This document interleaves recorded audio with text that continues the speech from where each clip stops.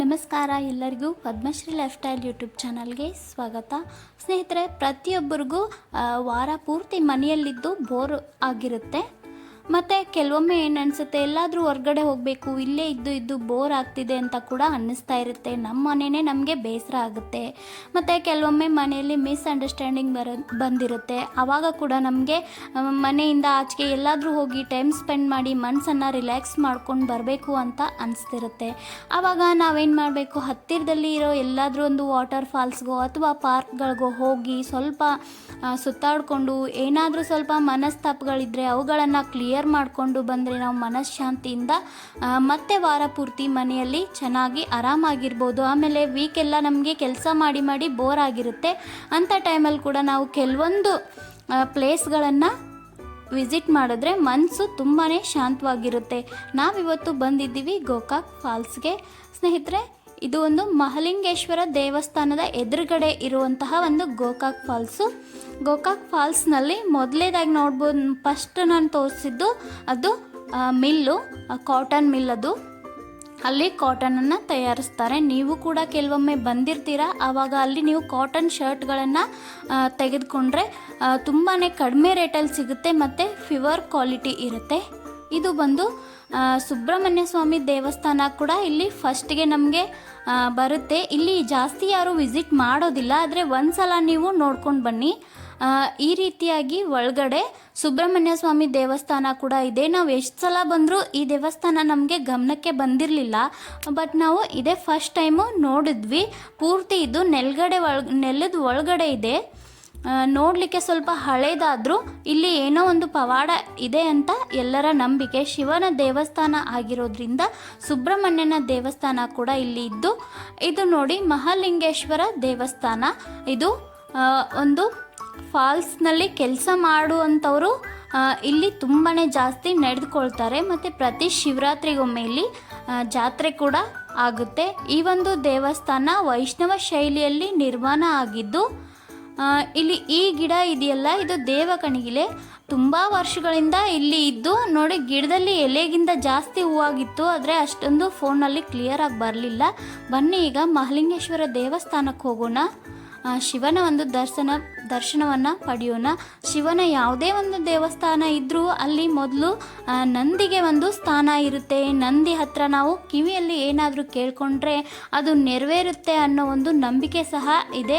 ಅದೇ ರೀತಿಯಾಗಿ ಇಲ್ಲೂ ಕೂಡ ಮಹಾಲಿಂಗೇಶ್ವರನ ಎದುರಿಗೆ ಒಂದು ನಂದಿ ಕೂಡ ಇತ್ತು. ದೇವಸ್ಥಾನ ನೋಡಿ, ಈ ದೇವಸ್ಥಾನದ ಒಂದು ವಿಶೇಷ ಅಂದರೆ ಇದನ್ನು ಒಂದೇ ರಾತ್ರಿಯಲ್ಲಿ ಜಕಣಾಚಾರ್ಯರು ನಿರ್ಮಾಣ ಮಾಡಿದರು ಅನ್ನೋ ಒಂದು ನಂಬಿಕೆ ಕೂಡ ಇದೆ. ಇಷ್ಟೊಂದು ದೊಡ್ಡ ದೇವಾಲಯವನ್ನು ಒಂದೇ ರಾತ್ರಿಯಲ್ಲಿ ನಿರ್ಮಾಣ ಮಾಡಿದ್ರು ಅಂದರೆ ಆಗಿನ ಕಾಲದಲ್ಲಿ ಎಷ್ಟೊಂದು ಜನ ಸೇರಿ ಈ ದೇವಾಲಯವನ್ನು ನಿರ್ಮಾಣ ಮಾಡಿರಬೇಕು ಹೇಳಿ. ಮಹಾಲಿಂಗೇಶ್ವರ ದೇವಸ್ಥಾನದಲ್ಲಿ ಮೊದಲು ನಾವು ಶಿವನನ್ನು ದರ್ಶನ ಮಾಡ್ಕೊಂಡು ಬರೋಣ. ಆಮೇಲೆ ಎಷ್ಟೊಂದು ಪ್ರಶಾಂತವಾದ ಸ್ಥಳ ಅಂದರೆ ಯಾವಾಗಲೂ ಇಲ್ಲಿ ಜನ ಇರ್ತಾರೆ, ಆದರೆ ಕೆಲವೊಂದು ಸಲ ಏನಾಗ್ಬಿಡುತ್ತೆ, ಈ ರೀತಿಯಾಗಿ ಖಾಲಿ ಇರುತ್ತೆ. ಆದರೆ ಸಂಜೆ ಟೈಮಲ್ಲಿ ತುಂಬ ಜನ ಬಂದಿರ್ತಾರೆ ಮತ್ತು ಬೆಳಗಿನ ಟೈಮಲ್ಲಿ ಬಂದಿರ್ತಾರೆ. ನಾವು ಹೋಗಿರೋದು ಸ್ವಲ್ಪ ಸಂಜೆ 4 ಗಂಟೆ ಈ ಥರ ಎಲ್ಲ ಆಗಿತ್ತು. ಇಲ್ಲಿ ಹೋದರೆ ಇದನ್ನು ಬಿಟ್ಟು ಬರೋಕ್ಕೆ ಮನಸ್ಸೇ ಆಗಲ್ಲ. ಈಗ ನೋಡಿ, ದೇವಸ್ಥಾನದ ಗರ್ಭಗುಡಿಯ ಎದುರಿಗೆ ಈ ಜಲಪಾತ ಅಂದರೆ ಗೋಕಾಕ್ ಫಾಲ್ಸು ಹರಿತಾ ಇದೆ.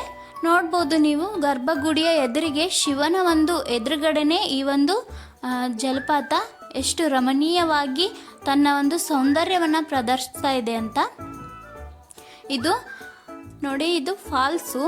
ಇದಕ್ಕೆ ಅಂದರೆ ಫಾಲ್ಸ್ ಅಂದರೆ ತಂತಿ ಫೂಲ್ ಅಂತ ನಾವು ಈ ಕಡೆ ಎಲ್ಲ ಕರಿತೀವಿ. ಇದನ್ನು ನಾರ್ಮಲಿ ಎಲ್ಲರೂ ಫೂಲ್ ಅಂತ ಕರೀತಾರೆ.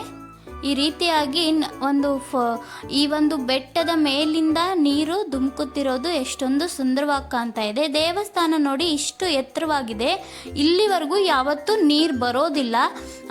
ಅಲ್ಲಿ ತನಕ ನೀರು ಬಂದ್ರೂ ಗರ್ಭಗುಡಿಯೊಳಗಿನವರೆಗೂ ಯಾವತ್ತಿಗೂ ಇಲ್ಲಿ ನೀರು ಹೋಗೇ ಇಲ್ಲ. ಎಷ್ಟೊಂದು ನೀರಿನ ಪ್ರವಾಹ ಆದರೂ ಕೂಡ ಅಲ್ಲಿವರೆಗೂ ನೀರು ಹೋಗೋದಿಲ್ಲ. ಎಷ್ಟೊಂದು ಫೋರ್ಸೆಬಲ್ಲಿ ನೀರು ಹರಿತಾ ಇದೆ ಅಂದರೆ ಇಲ್ಲಿ ಯಾವುದೇ ಒಂದು ಚಿಕ್ಕ ವಸ್ತು ಆಗಲಿ ದೊಡ್ಡ ವಸ್ತು ಆಗಲಿ ನಾವು ಸ್ವಲ್ಪ ನೀರಲ್ಲಿ ಇಟ್ಬಿಟ್ರೆ ಸಾಕು, ಅದು ನಮ್ಮ ಕಣ್ಣಿಗೆ ಕಾಣದಷ್ಟು ದೂರ ಹೋಗ್ಬಿಡುತ್ತೆ. ಅಷ್ಟೊಂದು ಫೋರ್ಸೆಬಲ್ಲಿ ನೀರು ಹರಿತಾ ಇದೆ.